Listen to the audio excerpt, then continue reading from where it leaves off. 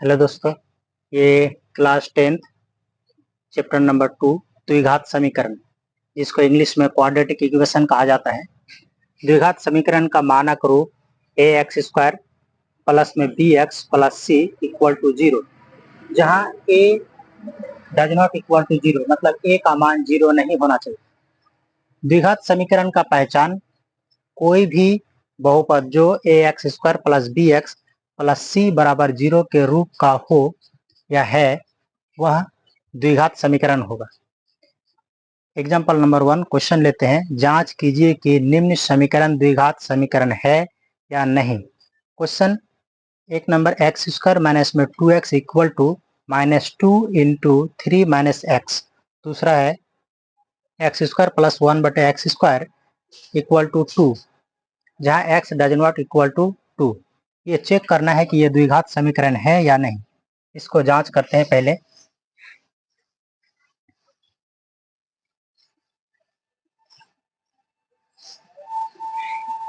एक number question था, x square minus में 2x इक्वल टू -2 इंटू में 3 माइनस एक्स। इसको चेक करना है ये द्विघात समीकरण है या नहीं। हम लोग समीकरण को सॉल्व करेंगे। यहाँ लिखेंगे implies that x square minus में 2x इक्वल टू, ये इसको इससे गुना करना होगा, माइनस को प्लस से गुना करेंगे। 3 का आगे कुछ नहीं, इसका मतलब प्लस है। माइनस को प्लस से गुना करेंगे तो माइनस, 2 को 3 से गुना करेंगे तो 6, ये माइनस को फिर माइनस से गुना करेंगे तो प्लस हो जाएगा, और 2 को x से गुना किया इसलिए 2x।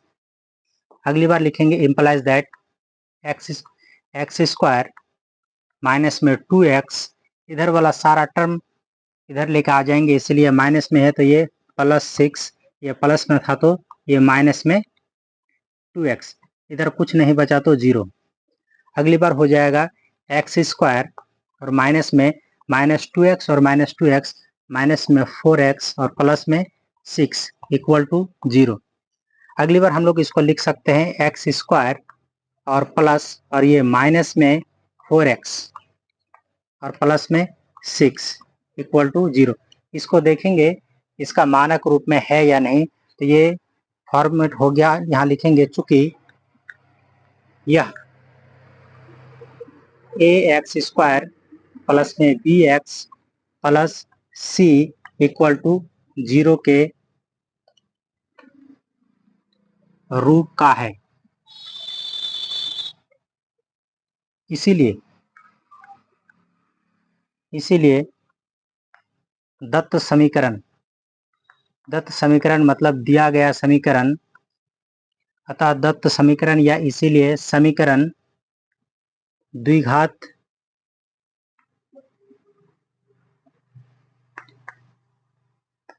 समीकरण में है। द्विघात समीकरण में ये हो गया। ये चेक करना था कि ये a x square plus b x plus c बराबर 0 के रूप का है या नहीं। तो हम इसको सॉल्व जब किए तो एक्स स्क्वायर प्लस माइनस में 4x प्लस 6 बराबर 0, ये format a x square plus b x plus c के रूप का है, इसीलिए दिया गया समीकरण द्विघात समीकरण में है। अब दूसरा नंबर चेक करना था। क्वेश्चन दूसरा नंबर था, लिखेंगे गिवन, जो चीज़ दिया हुआ उसको लिखेंगे गिवन। क्वेश्चन था एक्स स्क्वायर प्लस में 1 बटे एक्स स्क्वायर और इक्वल टू 2। इसको चेक करना है कि द्विघात समीकरण है या नहीं। यहाँ पर लिख के रखा था कॉमा ब्रैकेट में कि x does not equal to 0, यानी एक्स स्क्वायर का मान 0 के बराबर नहीं होना चाहिए। इसको बनाने के लिए हम लोग पहले लिखेंगे इधर इम्प्लाइज दैट ये x के नीचे कुछ नहीं, इसका मतलब 1 है, तो एक्स स्क्वायर बटे 1 और प्लस में 1 बटे एक्स स्क्वायर इक्वल टू 2। यहाँ से हम लोग भिन्न का जोड़ कर सकते हैं। इसको ये 1 और एक्स स्क्वायर का एलसीएम आएगा एक्स स्क्वायर, इसीलिए एक्स स्क्वायर को मल्टीप्लाई करके छोड़ देंगे तो ये एक्स स्क्वायर को 1 से भाग लगाएंगे तो एक्स स्क्वायर आएगा, प्लस में 1 को मल्टीप्लाई करके छोड़ेंगे तो एक्स स्क्वायर को एक्स स्क्वायर से भाग लगाएंगे तो एक्स 1 आएगा इक्वल टू 2। अगली बार ये हो जाएगा x पर पावर 4 और प्लस में 1 और बटे में X square equal to two के नीचे कुछ नहीं, इसका मतलब 1। यहाँ से हम लोग क्रॉस मल्टीप्लिकेशन करेंगे, यहाँ ब्रैकेट लगा सकते हैं, अगली बार लिखेंगे तो ये हो जाएगा x पर पावर 4 और प्लस में 1 इक्वल टू ये 2 इंटू एक्स स्क्वायर हो जाएगा 2x स्क्वायर। अगली बार टू एक्स स्क्वायर को लेफ्ट साइड लेकर आ जाएंगे, इसलिए हो जाएगा x पर पावर 4 प्लस में 1 और माइनस में 2x स्क्वायर इक्वल टू 0। या इसको हम लोग लिख सकते हैं x पर पावर 4 और माइनस में 2x स्क्वायर और प्लस में 1 इक्वल टू 0। अगली बार देखेंगे यहाँ पर ये चूंकि यह बोले तो x पर पावर 4 माइनस में 2x स्क्वायर प्लस 1 बराबर 0। यह एक्स स्क्वायर नहीं, x पर पावर 4 माइनस में 2x square plus 1 equal to 0।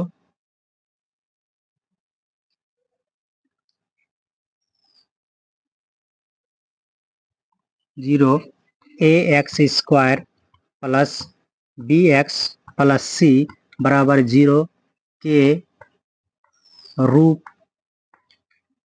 का नहीं है। अतः या लिख सकते हैं इसीलिए अतः दत्त समीकरण यानी दिया गया समीकरण द्विघात समीकरण नहीं है, द्विघात समीकरण नहीं है। ये हो गया।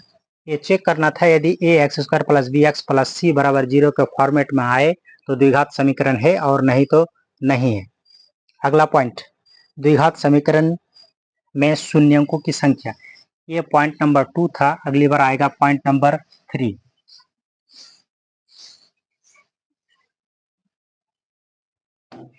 पॉइंट नंबर 3 में आ जाएगा द्विघात समीकरण में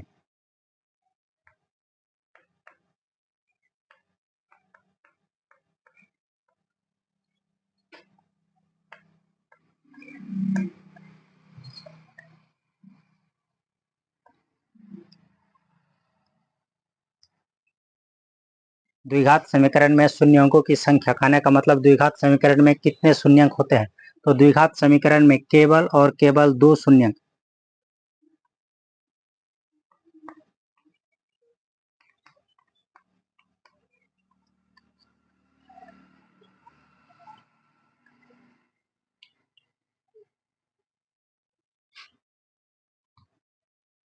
द्विघात समीकरण में शून्यंकों की संख्या, तो द्विघात समीकरण में शून्यंकों की संख्या 2 और केवल 2। अगला पॉइंट आ जाएगा 4 नंबर। द्विघात समीकरण के शून्यंकों को अल्फा और बीटा से सूचित किया जाता है।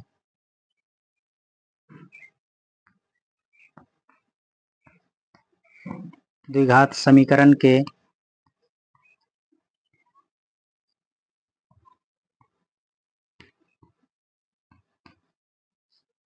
शून्यंकों को अल्फा तथा बीटा से सूचित किया जाता है, सूचित किया जाता है।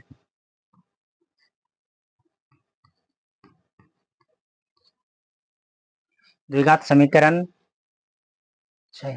द्विघात समीकरण में शून्यंकों की संख्या, तो द्विघात समीकरण में शून्यंकों की संख्या 2 और केवल 2 शून्यंक होता है।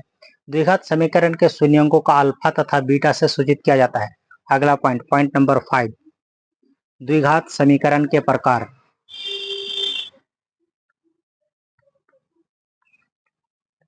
द्विघात समीकरण के प्रकार।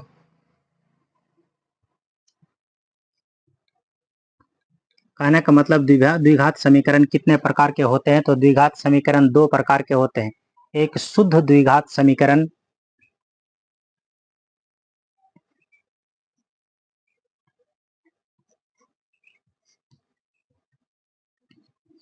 शुद्ध द्विघात समीकरण, और दूसरा होता है मिश्रित द्विघात समीकरण।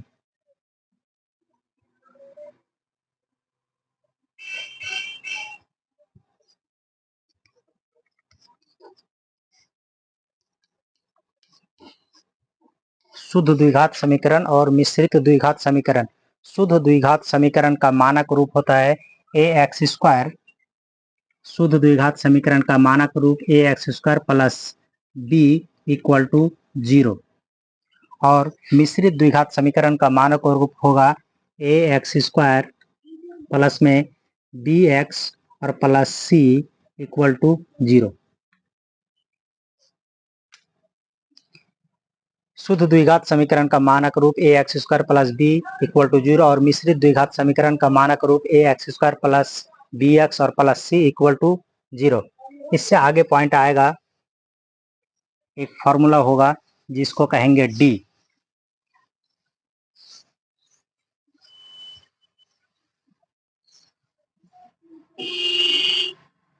अगला point number 6, D. D equal to formula होता है बी स्क्वायर माइनस में 4ac। डी बराबर होता है बी स्क्वायर माइनस में 4ac। डी को हम लोग कहते हैं डिस्क्रिमिनेंट।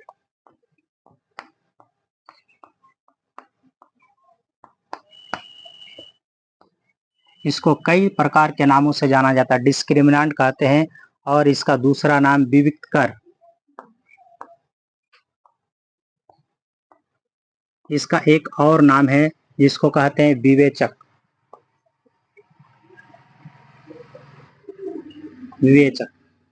ये फॉर्मूला है D equal to B square minus में 4ac और डी को कहा जाता है डिस्क्रिमिनेंट या विविध कर या तो विवेचक। अगला क्वेश्चन इसमें है, इसका एक क्वेश्चन एग्जांपल लेते हैं।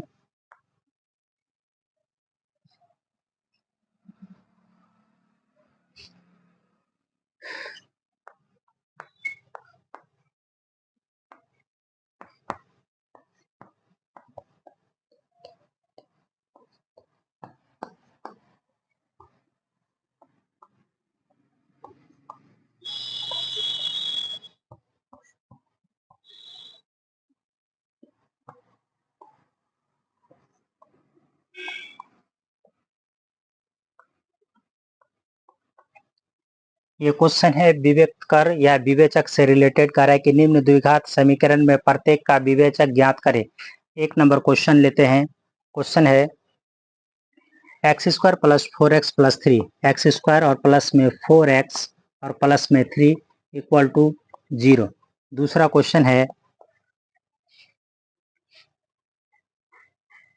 एक्स स्क्वायर प्लस 5x और प्लस में 7 इक्वल टू 0। हम लोगों को विवेक्त कर यानी विवेचक या तो डी निकालना है। इसको निकालने के लिए इसको लिखेंगे,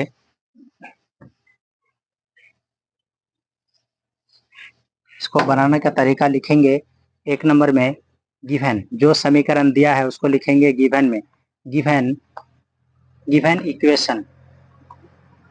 इक्वेशन क्या है तो एक्स स्क्वायर प्लस में 4x प्लस में 3 इक्वल टू 0।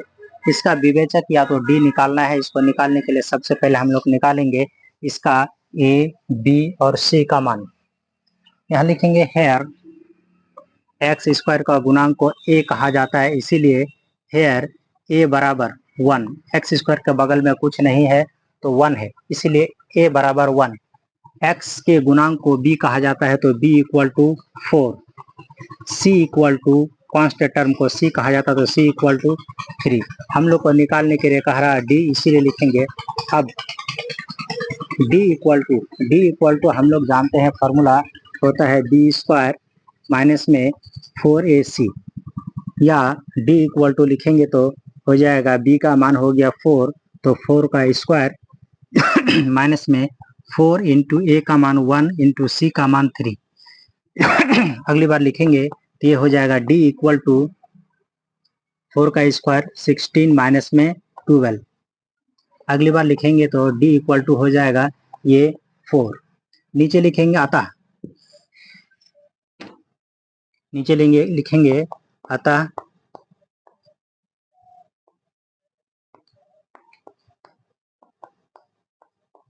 दत्त समीकरण का विवेचक विवेचक इक्वल टू 4 आंसर। ये पहला क्वेश्चन था। दूसरा क्वेश्चन भी इसी तरह से बनाएंगे। लिखेंगे दूसरा नंबर।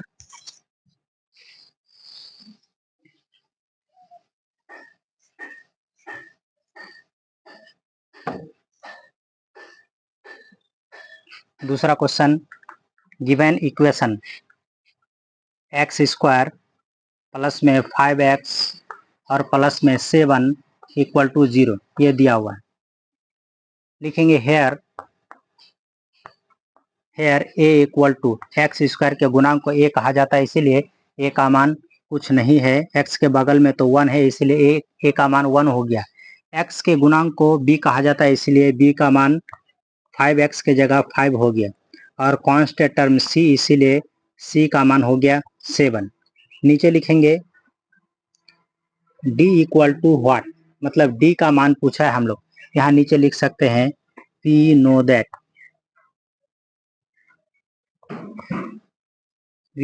हम जानते हैं कि डी इक्वल टू क्या होता है, तो डी इक्वल टू होता है बी स्क्वायर माइनस में 4ac। या तो डी बराबर लगाएंगे तो डी का मान 5 का स्क्वायर माइनस में 4 इंटू में ए का मान 1 और इंटू में सी का मान 7। अगली बार हो जाएगा डी इक्वल टू 5 का स्क्वायर 25 माइनस में 7 चौके 28। अगली बार हो जाएगा ये डी इक्वल टू माइनस में 3 आंसर। इससे अगला पॉइंट हम लोग पढ़ेंगे। इससे अगला पॉइंट होगा द्विघात समीकरण में मूलों की प्रकृति। Next point, point number 7। Point number 7, द्विघात समीकरण में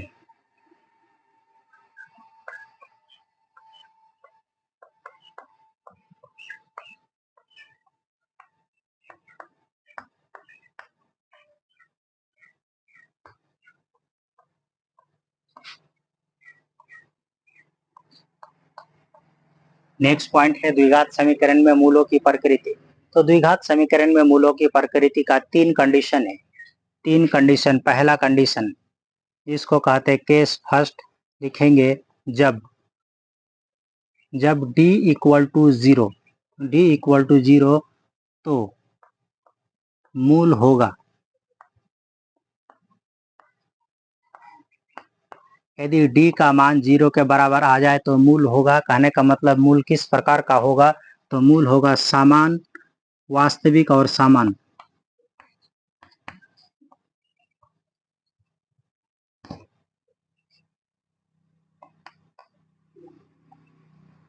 वास्तविक और समान।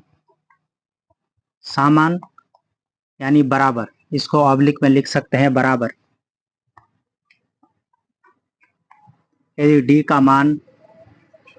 का मान 0 के बराबर हो जाए तो मूल होगा वास्तविक और समान यानी बराबर। कंडीशन नंबर 2, दूसरा कंडीशन, जब d इज ग्रेटर देन 0। कहने का मतलब d का मान यदि 0 से बड़ा हो जाए तो मूल होगा।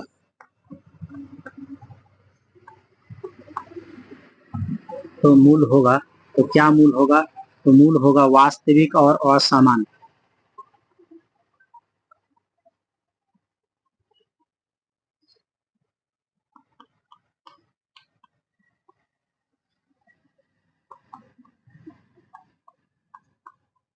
वास्तविक और असमान।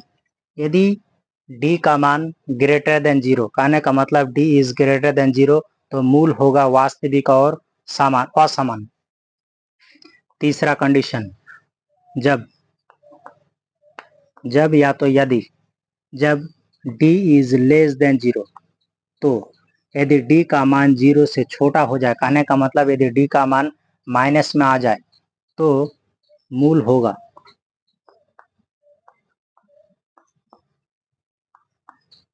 मूल होगा तो क्या मूल होगा, कोई वास्तविक मूल नहीं होगा।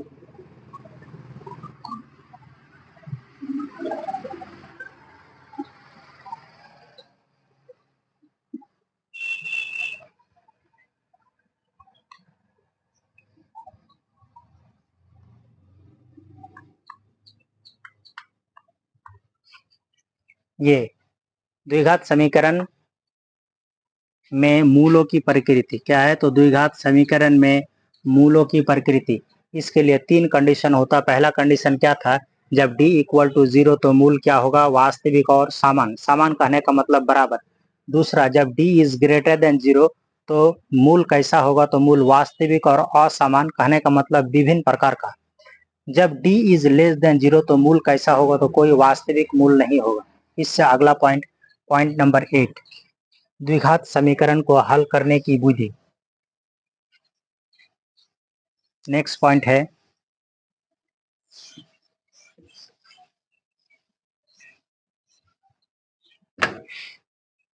Point number 8।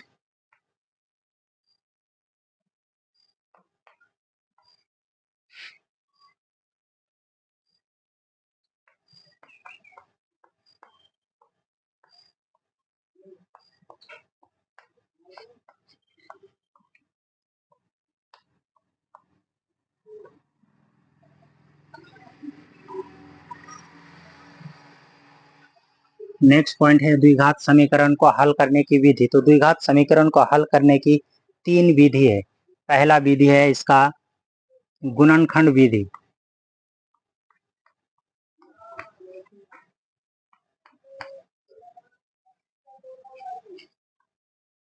गुणनखंड विधि।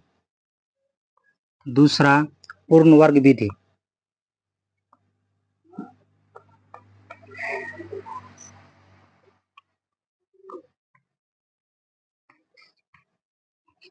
पूर्ण वर्ग विधि। तीसरा है द्विघाती सूत्र।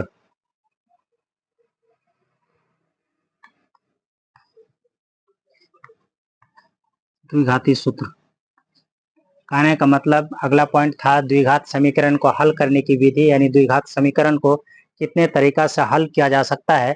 तो द्विघात समीकरण को 3 विधि से हल किया जा सकता है।